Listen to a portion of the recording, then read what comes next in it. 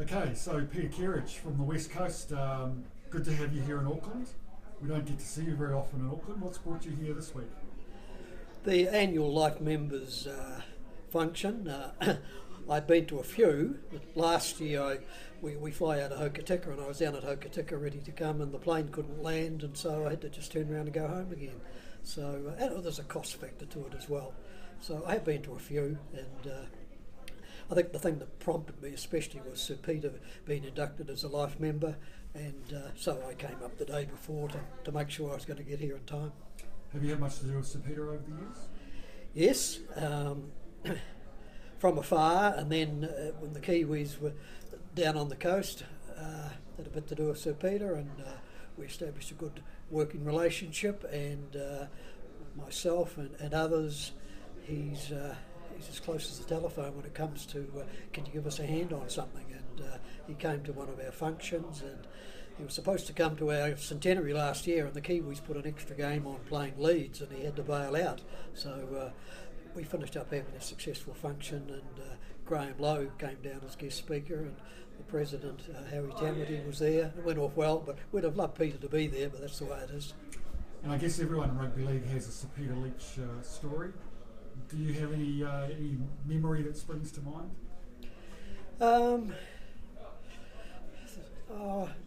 Nothing specific at the moment. I remember once he was having a run-in with another life member who wasn't a life member, Bill Whitehead from Canterbury, and was at a function. And Peter Kerridge says, "I'm going to sort that Bill Whitehead out." No, leave him alone, he's a good bloke. "I'm going to sort him out." Well, 10 years on maybe, they're the fast friends, and Sir Peter can't do enough for Bill, but I laugh when I think back that at that stage I think Pete was going to punch his lights out. Now you mentioned the centenary last year. How's rugby league travelling on the West Coast at the moment?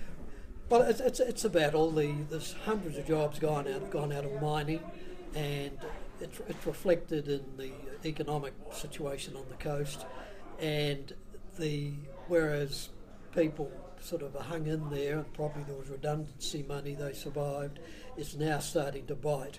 And so our traditional league areas in the mining communities, it's really starting to hurt now, and anxious times ahead, to be honest. We had 500 schoolboys and girls, and that's slipped by probably 100. So families, you can see, have started to move away in search of work. So, and for every leaguey that leaves, the chances are the people that come in might not be leagueys. Chances are they won't be. You've got to grow them. There's still a lot of enthusiasm for the game. Well, we had Greymouth Boys High up here for the National Schools Tournament a couple of years ago, and they played with a lot of spirit. I think they were great on day one, and then they started hitting a few injuries, and it became a bit of a struggle after that. Well, we sent a sevens team up here a few years ago, a couple of years, to the National Senior Sevens, and there was a sort of a general people say, those gutsy little white guys from the coast, because we're the whitest province in the country, and after a couple of games our guys would come back and they'd have broken limbs and all the rest, just too small. And we've just had a South Island tournament for 15s and 17s, and there was a talent scout there from one of the Aussie NRL clubs, and saying, "I love watching those gutsy little coasters," and whereas we didn't win any too much, at least we give them A for effort, and that's what we always say to the kids, as long as you give it your best. And some of the kids have made the possibles probables and have gone on and they will be selected in the South Island team.